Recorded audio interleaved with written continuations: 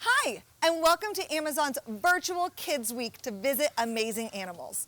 My name is Kelly, and I'm an animal keeper here at the Woodland Park Zoo, a community partner with Amazon right here in Seattle. Today, we're going to be meeting some tigers to learn how we care for them in our zoo and in the wild.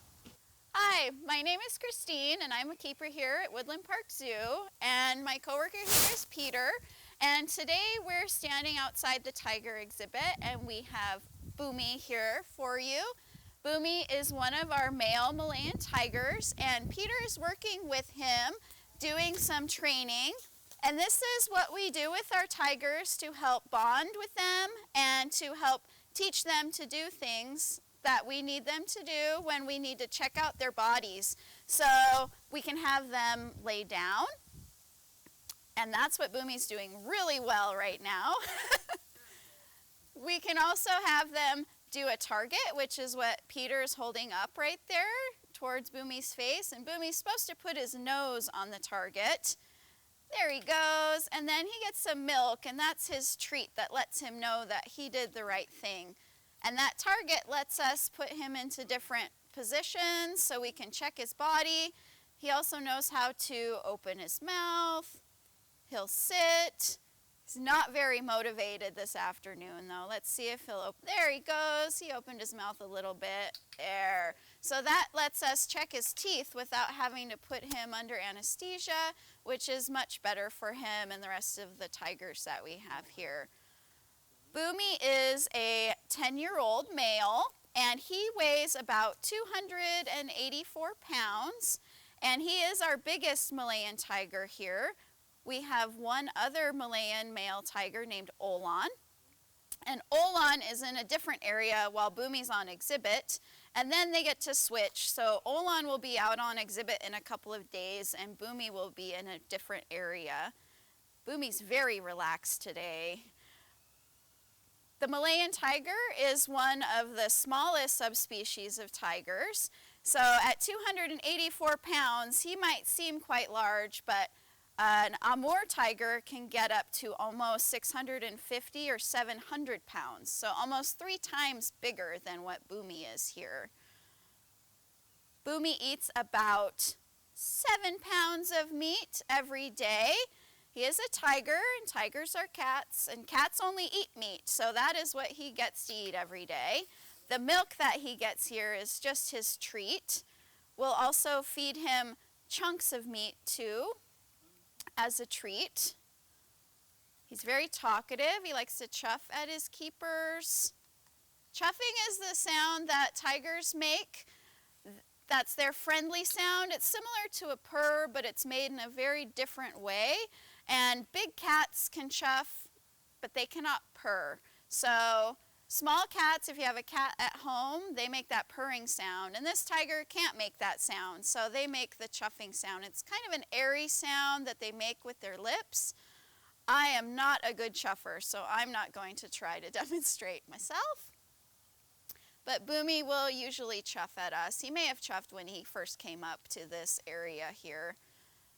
Now, tigers are interesting because they have these stripes and this orange coloration, and each tiger's stripes are unique to that specific tiger.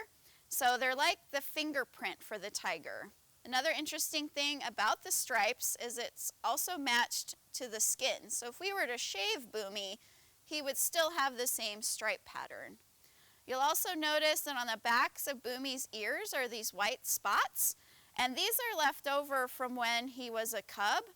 Baby tigers, they think, have these spots on the backs of their ears to make it look like eyeballs, looking back through the jungle so mom can keep track of the cubs, but they're not sure why they keep these white spots as they get bigger. And most all tigers have these white spots on the backs of their ears. They also have very sensitive whiskers and very long whiskers, and they use those whiskers to feel their environment. In the wild, it's very, very dense jungle. And so the whiskers allow them to know if they can enter a space that's going to be big enough for the rest of their bodies. One of the unique things about tigers is they're one of the only big cats that like the water. So we have a water feature in our exhibit for our tigers. They like the shallower portion of the water, but on really hot days, they'll purposely just go into the water and lay in the water and play in the water. Bumi also has a tub that he likes to lay in when he's in the back, and he'll just lay in the tub and enjoy the water, and then he'll jump out of the water and run around. Bumi is about 7.5 feet tall when he stands up on the mesh. I'm not sure that he will stand up, but we'll see. He's like, I'm going to rub instead.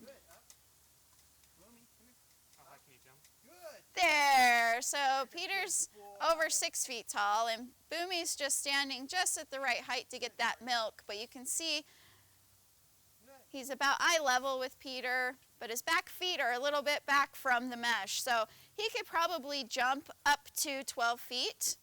Our fences here are 15 to 25 feet tall, so much higher than what he could jump.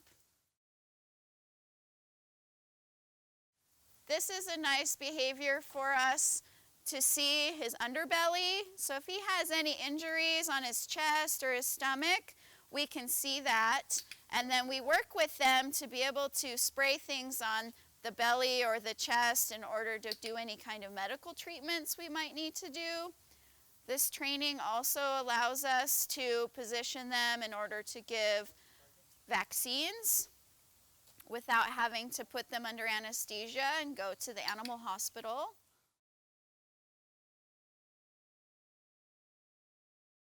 His tongue is very rough, so the surface of the tongue has papillae on it. And just like your cat at home, it's a very, very rough tongue, but the papillae on his tongue are much longer than what you would have on the tongue of your cat at home. So it's a lot like Velcro, the rough side of Velcro. Thank you for coming to see us today and learning more about Bumi, and we'll see you soon. We really hope you learned something new, something fun, and enjoyed your time with us. From all of us here at the Woodland Park Zoo in Seattle, thank you for joining us for Amazon's Virtual Kids Week.